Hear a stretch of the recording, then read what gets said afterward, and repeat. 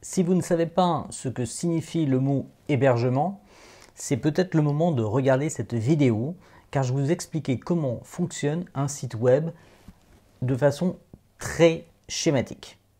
Mais ça va vraiment être utile pour mieux comprendre comment fonctionne WordPress et comment fonctionne votre site web.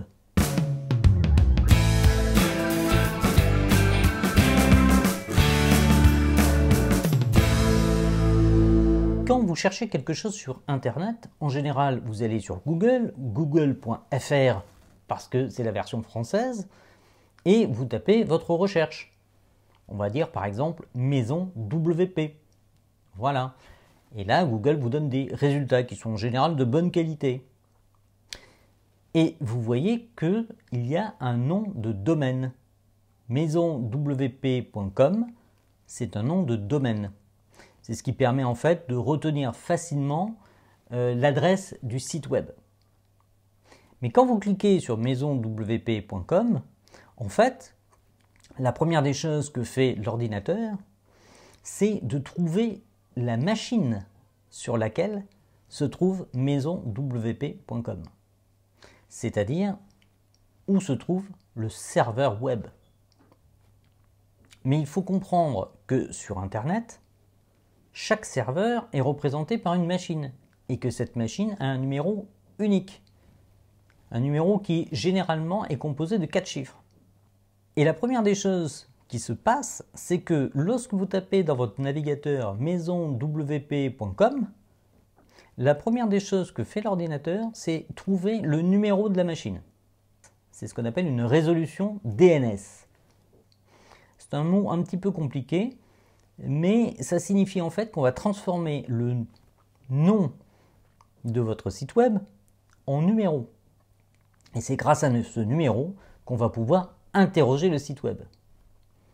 Bien entendu, vous ne voyez pas toute cette manipulation, mais il est important de comprendre qu'elle doit être faite pour que ça fonctionne. Alors, c'est très simple. Une fois qu'on a le numéro de la machine, à travers votre box ou à travers le réseau cellulaire de votre téléphone portable, on va interroger la machine.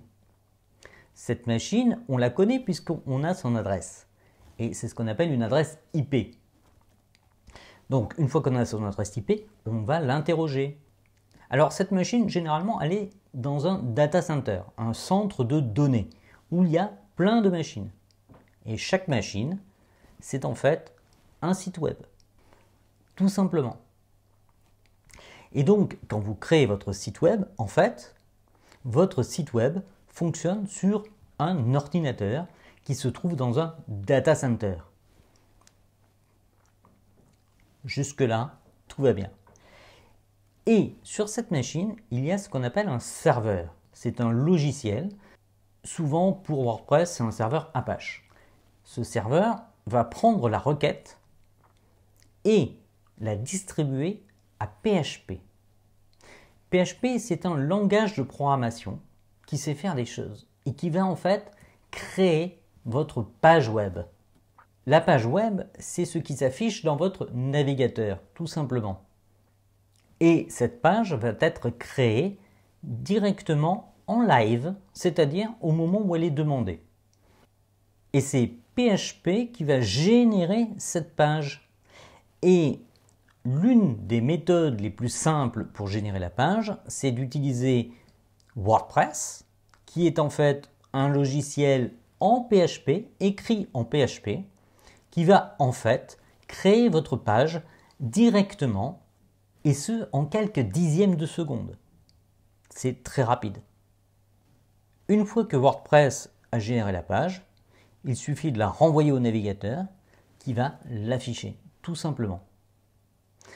Ce qui signifie que vous avez au niveau de la machine qui se trouve dans le data center, vous avez le serveur Apache, vous avez WordPress, en fait c'est le logiciel en PHP, et vous avez une base de données qui s'appelle MariaDB ou éventuellement MySQL, qui va permettre de stocker tous vos articles et toutes vos pages. En fait, les pages sur WordPress sont stockées dans la base de données. Voilà comment fonctionne un site WordPress dans les grandes lignes. C'est le même principe que ce qu'on avait avec le Minitel il y a quelques années. Ça fonctionnait exactement pareil, sauf que ça allait moins vite et qu'il y avait de moins belles images. Merci d'avoir suivi ce tutoriel avec attention. Si vous l'avez apprécié, n'oubliez pas de mettre un petit pouce levé juste en dessous et de vous abonner à ma chaîne YouTube également, c'est pas plus mal. Comme ça, vous serez informé de tous les nouveaux tutoriaux. Si vous avez des questions, n'hésitez pas dans les commentaires qui sont juste en dessous de la vidéo sur YouTube ou directement sur mon site web maisonwp.com. À très bientôt!